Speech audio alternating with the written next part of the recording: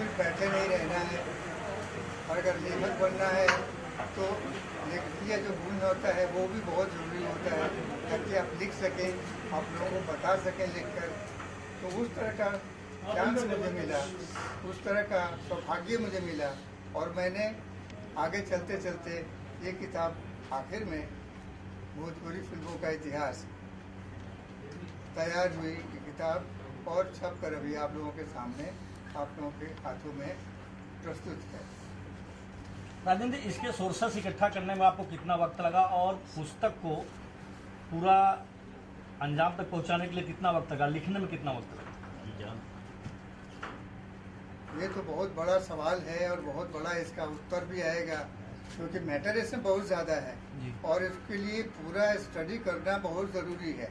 बिना स्टडी किए हुए किसी बात को अगर करना है, बताना है आपको किसी के बारे में, तो उसका प्लस माइनस सब सारी चीज़ों का गुणगान करना जरूरी होता है। तो वो सारी चीज़ों को ध्यान में रखते हुए मैंने लिखना शुरू किया।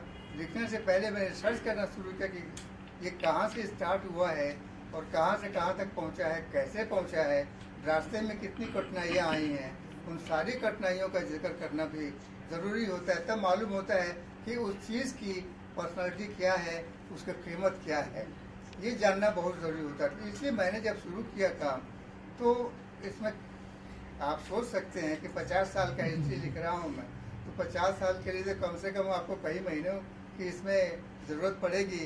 स्टडी करके, अच्छी तरह से मीमांसा करके, फिर उसके बारे में प्लस माइनस लिखना ज़रूरी हो जाता है। तो मैंने किया, और इसके लिए खुशी की बात यह है कि मेरे पास टेलीविज़न था, मेरे पास सब जो सुविधाएं होती हैं आजकल के पत्रिकाओं के जरिए, माध्यम सब मुझको मिलते रहे, और मैं उन पर देखता रहा, पढ़ता रहा, लिखता रहा, कंटिन्यूअसली, रेगुलरली मैं इसको पढ़ता रहा, देखता रहा, और जो भी इसमें परिचय, जो भी परिवर्तन आता गया, वो सारी चीज़ों का जिक्र मैंने किया। अब जैसे इसमें मैंने देखिए, मैंने ये लिखा है कि ये 1962 में ये फिल्म बनी, गंगा मैया तो मेरी चढ़े, पहली भोजपुरी फिल्म। लेकिन जन्म से पहले 31 साल पहले 1931 में पहली हिंदी फिल्म बनी थी, बोलती फिल्म आलम आरा, उसमें इसका एक गीत लिया गया था कि, और वो गाना इतना हिट हुआ था, इतना हिट हुआ था कि लोगों की जबान को वो गाना था, हर लोग उसको गाते थे। और गाने में तो क्या है कि गाना के जरिए आप कहीं से भी कहीं पहुंच सकते हैं। तो ये जो गाना लिखा गया उसमें कि दर्शन के लिए मैं, उसका मतलब ये है कि मैं दर्शन के लिए तड़प रहा हूँ, तेरा दर्शन नहीं मिल रहा है, तेरे शब्द सुनाई नहीं पड़ रहे हैं, भगवान करे तू मेरे सामने जल्दी से आ जा। तो ये भोजपुरी में गाना था। भोजपुरी तो मुझे भी आती है, मैं भोजपुरी बोल सकता हूँ, बोलता ही हूँ।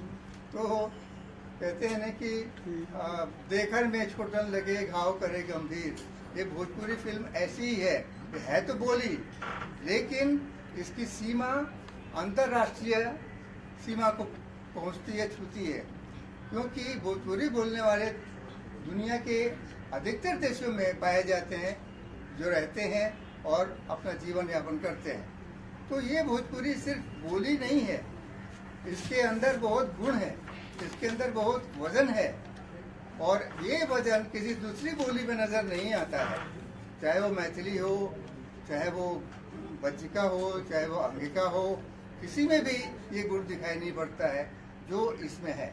और इसीलिए दूसरे लोगों ने भोजपुरी में आकर के फिल्में बनाना शुरू किया था, क्योंकि आप देखिए ना, इसके अंदर गुण है, तभी तो डॉक्टर राजेंद्र प्रसाद जो हमारे प्रथम राष्ट्रपति थे देश के, उन्होंने, उनकी भाषा भी भोजपुरी है। तो उन्होंने देखा कि उनकी भाषा में अभी तक तो कोई फिल्म बनी नहीं है, जबकि गुजराती में बन गई है, मराठी में बन गई है, मलयालम में बन गई है, तो हिंदी में, भोजपुरी में क्यों नहीं बनी है। तो उन्होंने विश्वनाथ प्रसाद शाहबादी से बताया, बात की, कहा कि भाई आपने पास इतना पैसा है, आप तो कारखाने के मालिक हैं, खदान के मालिक हैं, कहा आप एक पिक्चर नहीं बना सकते हैं। उनको एक प्रेरणा मिली विश्वनाथ प्रसाद शाहबादी को, उन्होंने कहा कि ठीक है मैं बनाऊंगा पिक्चर। और उन्होंने बाद में नज़ीर हुसैन जी से मुलाकात की, बात की, उनसे स्क्रिप्ट लिखवाया और फिल्म बनी और इतनी ज़बरदस्त पिक्चर बनी कि आज भी लोग उसको याद करते हैं, उसके गाने को गुनगुनाते रहते हैं। तो चीज़ ये है कि अगर आप कुछ करते हैं, सही मायने में आप करते हैं, तो उसका असर बहुत दूर तक पहुंचता है। और जैसे मैंने भी कहा कि देखन में छोटन लगे, गाँव करे गंभीर, ये भोजपुरी बोली लगती है, लेकिन ये अंतर्राष्ट्रीय सीमा को भी छूती है, जो किसी बोली के दूसरी बोली के बस की बात नहीं है। तो मैं ये बोल रहा था कि भोजपुरी वो बोली ना कह के हम इसको कहें कि भाषा ही है, क्योंकि भोजपुरी का बहुत विस्तार हो गया है। ये बिहार, यूपी, मध्य प्रदेश की बोली है और तीनों प्रांतों में ये बहुत अच्छी तरह से बोली जाती है और इसलिए इसका एक अपना रुतबा है, अपना एक स्थान है और उस स्थान को बनाए रखने के लिए, आगे बढ़ाने के लिए एक बात तो माननी पड़ेगी, भोजपुरिया लोगों ने बहुत आगे बढ़ा है। फिल्म इंडस्ट्री में, हिंदी फिल्म इंडस्ट्री में अगर कोई कहा जाए कि जड़ है या मजबूत सीढ़ी है, तो वो है भोजपुरिया लोग, जो बिहार से, यूपी से, मध्य प्रदेश से बिलोंग करते हैं और वही पूरी हिंदी फिल्म इंडस्ट्री पे छाए हुए हैं, कह सकते हैं को रीढ़ की हड्डी की तरह। और उन्होंने ही भोजपुरी हिंदी फिल्म को आगे बढ़ाया है, तो भोजपुरी को क्यों नहीं करेंगे? तो भोजपुरी में किया। और भोजपुरी में जो 2-3 पिक्चरें उनमें बनी, जैसे गंगा मैया तो पीड़ित रही वो, उसके बाद लागे रहे छोटे राम, उसके बाद विदेशिया, ये 3 फिल्मों ने तो रिकॉर्ड तोड़ दिया। इतनी ज़्यादा इसमें कमाई हुई है। मैं एक बात और बताऊँ कि भोजपुरी की एक दूसरी जो अद्वितीय मिसाल है वो ये है कि जब ये पिक्चर बनी और रिलीज हुई थिएटर्स में, सबसे पहले बनारस के प्रकाश टॉकीज में ये रिलीज हुई थी। उसके बाद बिहार के जितने भी थिएटर, छोटे छोटे शहर हैं, उस शहर में जितने भी थिएटर है, सब ने इसको अपनी इज्जत का सवाल बना लिया, कहा कि हमारे थिएटर में भी ये पिक्चर रिलीज होगी। तो जितने भी थिएटर थे उस शहर में, वहाँ के सारे थिएटर में ये पिक्चर लगी। सर, तो आज तक सॉरी सर, इंटरप्ट किया, आप माफी चाहते हैं इसके लिए। सवाल ये है सर कि सबसे पहले तो मैं आपको शुक्रिया कहना चाहता हूँ कि आपने भोजपुरी सिनेमा के इतिहास को डॉक्यूमेंटेड किया, इसे कागज पर उतारा, इसके लिए सबसे पहले तो आपको साधुवाद और शुक्रिया। सर सवाल यह है कि आज के इस दौर में जब डिजिटल इतना मजबूत है, इंटरनेट इतना मजबूत है, ज्यादातर चीजें पब्लिक डोमेन में है। आपने जो कहानी बताई, मुझे लगता है यहाँ मौजूद ज्यादातर लोगों को कहानी पता होगी कि राजेंद्र प्रसाद ने, हमारे महामहिम, किस तरह से कहा कि भाई किताब लिखी, आप फिल्म बनाइए। जब सब कुछ इंटरनेट पे है, ऐसे में क्या ऐसी चीज है, क्या ऐसी जानकारी है जो आपकी किताब में मिलेगी, जो इससे पहले पाठकों को, ऑडियंस को नहीं पता थी? क्या उसके लिए आपने कुछ लोगों के इंटरव्यूज किए? क्या आपने कोई ऐसे एक्सक्लूसिव जानकारी इकट्ठा की जिससे आप हमें शेयर कर सकें कि भैया ये एक चीज है जो मेरी किताब में मिलेगी? बस देखिए, जब इतिहास हम लिखने बैठते हैं तो उसमें ये देखा जाए इसका प्लस माइनस क्या है, वो सारी चीज़ों का उसके बारे में बोलते हैं। बाकी जो दूसरी चीज़ें होती हैं वो दर्शक हो जाते हैं, वो उसके गवाह बन जाते हैं और वो उसके साक्षी बनने के बाद आगे अपने अपने विचारों को व्यक्त करते हैं। जो इतिहास लिखने की बात है वो इतिहास ही होता है। भोजपुरी का इतिहास हो या हिंदी का इतिहास हो, उसमें कोई भी डिवीजन नहीं हो सकता है। जो है, वो फैक्ट है और फैक्ट रह गया, उसको कोई बदल नहीं सकता है। नहीं वो उसमें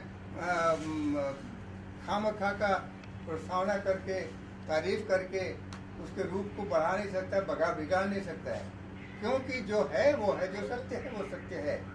तो हम तो यही मानते हैं कि भोजपुरी में आज तक जो कुछ भी हुआ है, जो पर्दे पे उतरा है, जो प्रकाशित होकर के आया है, उसका जो रूप है वो वहीं तक रहेगा। उसके बाद जो टेक्नोलॉजी बढ़ती जा रही है, उसके अंदर प्रचार होता जा रहा है, विकास होता जा रहा है। वो जो विकास है वो फिल्म में जो बन चुकी है, वहाँ जो टेक्नोलॉजी है, टेक्नोलॉजी का ही हम उपयोग कर सकते हैं। बाकी जो दर्शक देख रहे हैं उनको पता चलता है कि टेक्नोलॉजी का कितना उपयोग हुआ है। उसके बारे में कुछ कहा नहीं जा सकता। कहना है तो इतिहास ही लिखिए या तो फिर दूसरी किताब लिखिए। लेकिन अगर भोजपुरी का इतिहास लिखते हैं तो हम भोजपुरी के बारे में ही लिखेंगे, हम किसी और चीज़ के बारे में नहीं लिख सकते। अगर लिखेंगे तो फिर उस जो उद्देश्य है किताब लिखने का, भोजपुरी का इतिहास लिखने का, वो उद्देश्य बेकार हो जाएगा। इसलिए जो इतिहास में लिखा गया है वही लिखा जाएगा और वही सत्य है। सत्य को हम छोड़कर कहीं और नहीं भटक सकते। इसलिए जो कुछ भी आपने कहा है, मुझे इस बारे में आपको बताने की जरूरत इसलिए पड़ गई है कि ताकि भोजपुरी क्या है, उसका रूप क्या है, गोरा है, काला है, नाटा है, लंबा है, मोटा है, पतला है, वो उसका आप विवरण देंगे ना, तो उसके बारे में हम लिखेंगे। किसी और के बारे में हम नहीं लिख सकते हैं। अगर हम लिखेंगे तो विषयांतर हो जाएगा, और विषयांतर का मतलब होता है कि आपने जो लिखना था, आपने जो लिखा वो बेकार हो गया। इसीलिए भोजपुरी में जो कुछ भी लिखा किया है, हुआ है, बनाया गया है जो फिल्मों के जरिए, वो उसका जो खाका है, उसका जो लेखा जोखा है, वही मैंने उसमें किताब के जरिए आप लोगों तक, मतलब पाठकों तक पहुंचाया है। सर, मैं आपसे सवाल करना चाहता हूँ, आपने जो लिखा है उसकी मैं सराहना करता हूँ, बहुत अच्छा किया है, बहुत अच्छी चीज लिखी है। लेकिन मैं जानना चाहता हूँ कि ये जो दुनिया है तेजी से बदल गई है, डिजिटल हो चुकी है पूरी तरह से, तो पाठक वर्ग, जो पढ़ने वाले पाठक वर्ग है, मुझे लगता है बहुत कम हो गए हैं, डिजिटल पे ज्यादा है। तो आपने कुछ तैयारी की डिजिटल पे, क्योंकि पाठक वर्ग तो कम है, पढ़ने वाले लोग कम है। देखिए, जो लेखक है, लेखक का काम क्या है, पाठक का काम क्या है, हर एक की अपनी अपनी भूमिका है, हर एक की अपनी जिम्मेदारी है, और उस सीमा को वो पार करके नहीं जा सकता है। अगर वो जाएगा तो पाठक नहीं रहेगा, अगर वो जाएगा तो लेखक नहीं रहेगा, अगर वो पार जाएगा तो क्रॉस करेगा तो दर्शक भी नहीं हो सकता है। फिर दर्शक कितना देखेगा, कहाँ तक देखेगा? उसकी आंखों की अपनी एक सीमा होती है, पहचान होती है। अगर उसको नहीं पहचान सका ठीक से, तो फिर तो व्यक्तित्व का कोई ठीक से नहीं हो सका। उसका व्यक्तित्व का जो भी आप चित्रण कर रहे हैं वो सही ढंग से नहीं जाएगा लोगों तक। इसलिए हर एक की अपनी अपनी सीमा है, और हर एक को अपनी अपनी सीमा में ही रह के सारा काम करना है, तभी उस व्यक्ति का, उस वस्तु का रूप जो है, सही रूप, वो उभर कर लोगों के सामने आता है। तो अभी जो टेक्नोलॉजी की बात कर रहे हैं, वो टेक्नोलॉजी अलग है, लेखन अलग है। लेखन अगर जैसे यूट्यूब है, पहले तो यूट्यूब नहीं था, अब यूट्यूब आया है। अब इसी हिसाब से आगे हम बढ़ते जाएंगे, उसी तरह से टेक्नोलॉजी बढ़ती जाएगी और उसका प्रदर्शन लोगों तक पहुंचता जाएगा। लेखक का काम है लिखना, वो उसके हाथ में कलम है, उस कलम का जितना भी सहारा ले सकता है, जहाँ तक वो पहुँचा सकता है लोगों तक, वहाँ तक वो पहुँचाने की कोशिश करता है। बाकी रहा दर्शक, बाकी रहा पाठक, उनका भी अपना अपना बंधा हुआ रोल है, बंधी हुई उनकी भूमिका है, जिम्मेदारी है, उस तक वो भी रहेंगे तो ठीक है। अगर वो क्रॉस करते हैं तो फिर वो दर्शक नहीं होंगे, फिर वो पाठक नहीं रह पाएंगे। डॉक्टर राजेंद्र, मेरा एक सवाल है कि आपने इतिहास लिखा भोजपुरी फिल्मों का, आज का जो दौर है सिनेमा का, स्पेशली भोजपुरी इंडस्ट्री का, उसे आप कैसे देखते हैं? क्या ये दौर जो है वो पहले के मुकाबले शानदार है, उम्दा है, बढ़िया कर रहा है, या इसमें किसी तरह की सुधार की जरूरत है? देखिए, हम लोग मानते हैं परिवर्तनशील दुनिया है, और हर चीज़ में परिवर्तन बहुत ज़रूरी होता है। उसका रूप, श्रृंगार, सब कुछ बदलता रहता है। एक ही जगह, एक ही तरीके से उसका रूप आप 50 साल तक, 100 साल तक नहीं खींच सकते हैं। उम्र का भी एक तकाजा होता है, ज्ञान का भी तकाजा होता है, अनुभव का भी तकाजा होता है। जैसे जिसको अनुभव मिलता जाता है, वैसे वैसे अपने विचार बदलता जाता है, और उसी विचार को लेके जो जरूरी है उसको व्यक्त करता जाता है। तो हम यही कहेंगे कि जो भी विचार है, आज का जो विचार है, कल वो जरूरी नहीं है कि वो सही रहेगा। हो सकता है उसमें कुछ मिलावट आ जाएगी, कुछ उसमें वृद्धि हो जाएगी, घटाव नहीं होगा उसमें सिर्फ वृद्धि होगी, और उसके रूप में कुछ परिवर्तन आएगा जो उसके रूप को आगे बढ़ाएगा, खूबसूरती को बढ़ाएगा। ये चीज़ है, ये हम ये मानते हैं कि माध्यम का सबसे पहला गुण क्या है कि जो उसके सामने आता है उसको वो कैच करता है। जो उस रूप में आता है सामने, उसी रूप में वो कैच करता है, उसको और कुछ ऐड नहीं कर सकता है, कुछ भी उसे जोड़ नहीं सकता है, तब घटा सकता है कि जो है वो है। सर, मेरा सवाल आपसे है, मुझे बहुत खुशी है कि आपने भोजपुरी सिनेमा के इतिहास पर एक किताब लिखी है। मैं बस ये जानना चाहता हूँ कि ये किताब, सीधी सी बात, आपने 1931 से जोड़कर इसे बखूबी बताया है। 1931 से कब तक का इतिहास आप भोजपुरी सिनेमा का इसमें दर्शकों के लिए पेश कर रहे हैं? हमने अभी तक इसे 2008 तक किया हुआ, क्योंकि हमने, देखिए, इतिहास लिखने का एक वो क्या कहते हैं, आवश्यकता है और गुण है। क्योंकि आप जब इतिहास किसी के बारे में लिखते हैं तो कम से कम 10 साल बाद तक उसको जोड़ना पड़ता है कि उसका 10 साल के बाद तक उसका रूप क्या होगा, या 10 साल पहले तक आप नहीं कर सकते हैं, क्योंकि उसका रूप अधूरा रहेगा। मान लीजिए 2005 तक आपने अगर इतिहास लिखा है तो उसको आप 2010 तक 2012 तक आगे बढ़ेंगे, 5 साल 7 साल आगे बढ़ेंगे, तब जाके उसका रूप जो 2005 का है वो सामने आएगा, नजर आएगा। इसलिए जो भी इतिहास लिखा जाता है उसमें 10 साल का गैप हम लोग रखते हैं कि ताकि वो 10 साल के अंदर उसका जो रूप परिवर्तन होता है, उसका जो रूप धारण होता है, उसका जो स्थायी रूप आता है वो लोगों तक पहुंचता है। हम आज की बात अगर लिखते हैं तो इतिहास नहीं होगा, ये घटना हो सकती है, इतिहास नहीं हो सकता है। 5 साल के बाद हम यही घटना इतिहास बन जाएगी। तो इसीलिए जब इतिहास लिखते हैं तो 10 साल का हम लोग मार्जिन रखते हैं कि जब भी हम लिखते हैं 10 साल, अगर मान लीजिए ये 2023 है तो कम से कम 7 साल पीछे तक का हम लिख सकते हैं, 2015 तक का हम लिख सकते हैं, उसके बाद का हम नहीं लिख सकते हैं क्योंकि उसमें कुछ भी परिवर्तन आ सकता है टेक्नोलॉजिकली। राजन जी, इस पुस्तक में किन हीरो का आपने जिक्र किया और किन हीरो का आपने दरकिनारा कर दिया? ये तो सवाल मुझे अच्छा नहीं लग रहा है, इसलिए कि जो हुआ है वो हुआ है। जिसने रोल किया है उसने रोल किया है, जिसने रोल नहीं किया है उसको हम कैसे रोल दे सकते हैं? 2008 तक की आपने बात की है तो उसमें 2008 के बाद कई सारे जो ऐसे कलाकार है, खेसारी लाल और भी तरीके के कलाकार, उनका देखिए खेसारी लाल 2008 के बाद, उससे पहले के नहीं। अगर हैं तो उस वक्त उनकी बनावट हो रही थी, वो बन रहे थे। बनने के समय में इतिहास नहीं लिखा जाता है, बन जाने के बाद ही उनका रूप जब सामने आ जाता है क्रिस्टल की तरह, तभी जब उसके बारे में हम कलम उठा सकते, लिख सकते हैं, बोल सकते हैं। सर मैं ये सर जानना जैसे चाहता आपने कहा कि आपने इस बुक में पूरा फैक्ट लिखा है, तो कुछ पॉजिटिव चीजें भी होगी, कुछ नेगेटिव चीजें भी आई एम श्योर आपने मेंशन की होगी इसके अंदर। जी हाँ, तो जी हाँ, सर बिल्कुल। उसको लेके किस तरह की कठिनाइयाँ आई, अगर उस बारे में कुछ बताएं। क्या आपने क्या सच में मेंशन की है नेगेटिव चीजें भी इस पुस्तक में, अगर उस बारे में कुछ? देखिए सबसे पहली बात बता दूं, जो 1964 में पहली फिल्म भोजपुरी की 1962 में बनी, 63 में बनी, 64 में बनी। 2 साल तक तो भोजपुरी फिल्म का तो बाबा था, जलवे थे। उसके बाद उसका डाउनफॉल शुरू हुआ 2 साल के बाद ही। क्यों? क्योंकि ये जो कुचले लोग होते हैं ना, पैसा उनके पास होता है, ज्ञान नहीं होता है, तकनीक नहीं होती है, वो कूद पड़े भोजपुरी फिल्मों को बनाने में। कितने हम फिल्म बनाते हैं, डायरेक्टर अध कचरा, टेक्नीशियन अध कचरा, राइटर अध कचरा, जिसको पैसा इकट्ठा करना है ना, पैसा कमाना है, लोग पागल है पैसा के लिए, तो चलो बनाते हैं।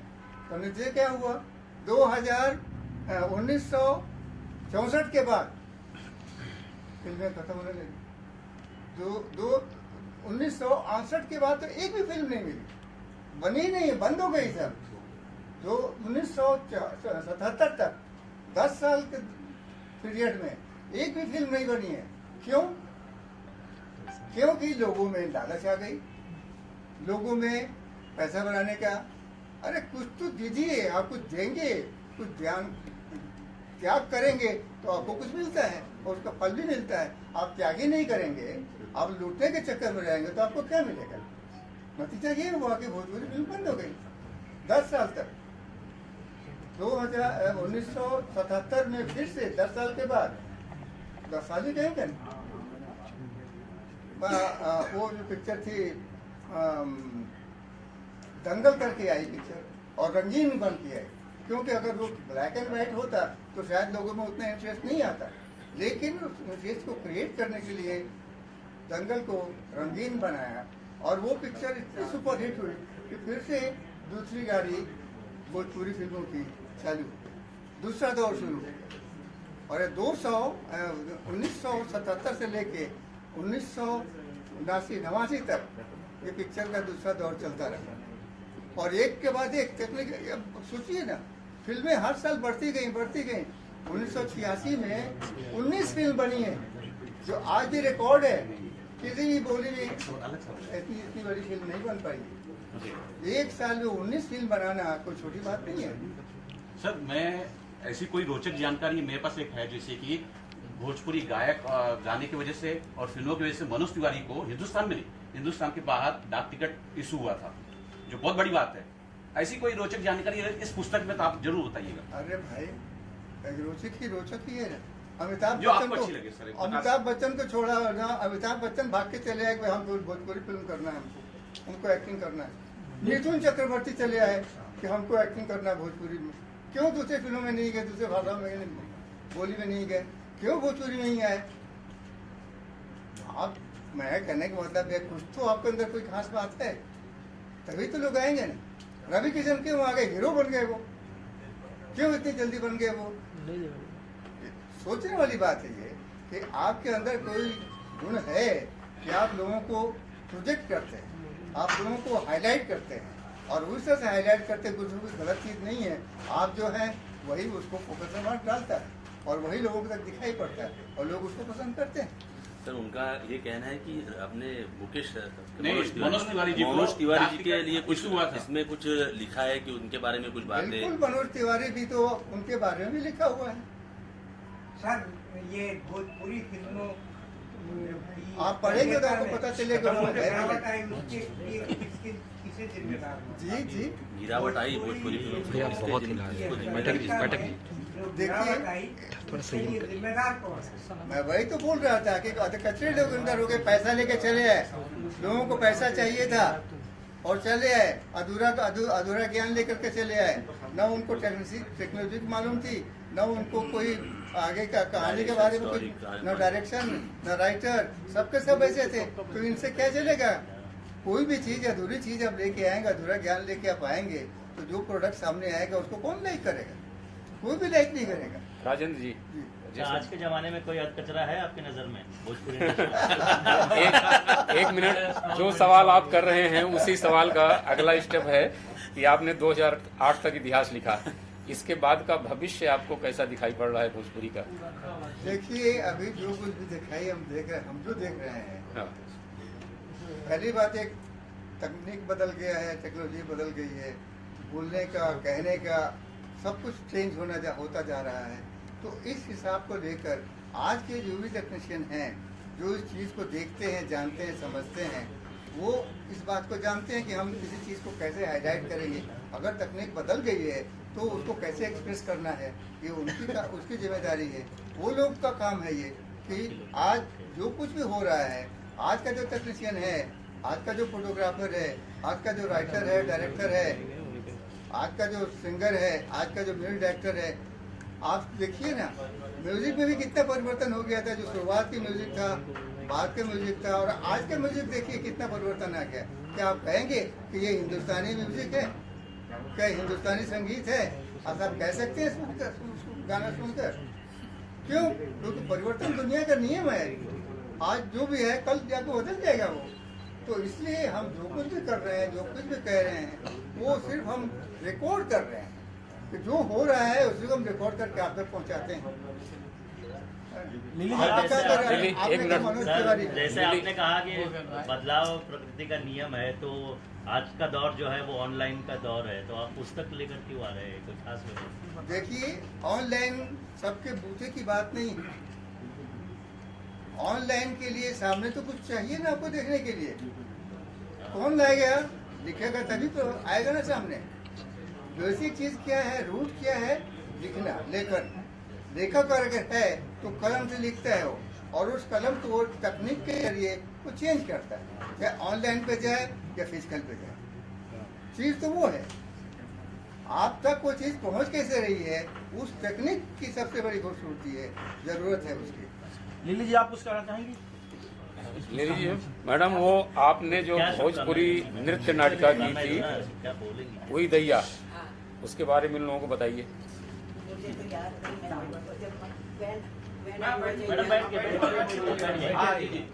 आराम से जब मैं छोटी थी, हीरोइन थी, तभी मैंने उड़ी दैया की थी। अभी मुझे कुछ भी याद नहीं है। उसका एक मुखड़ा याद है, that time I was a dancer. तो नृत्य नाटिका थी और कोई भोजपुरी प्रोड्यूसर ने बनाई थी नृत्य नाटिका। तो उसमें राज कपूर साहब चीफ गेस्ट बन के आए थे और इन्होंने काफ़ी सारी भोजपुरी भाषा की थी, आर्टिस्टों की भी की थी, सबकी की थी। और इसमें मैं हीरोइन का रोल कर रही थी। इसमें गाने का मुखड़ा मुझे याद है, तो थोड़ा सा गलत हो तो पता नहीं। घूंघट है एक शाम सलोना, नैना है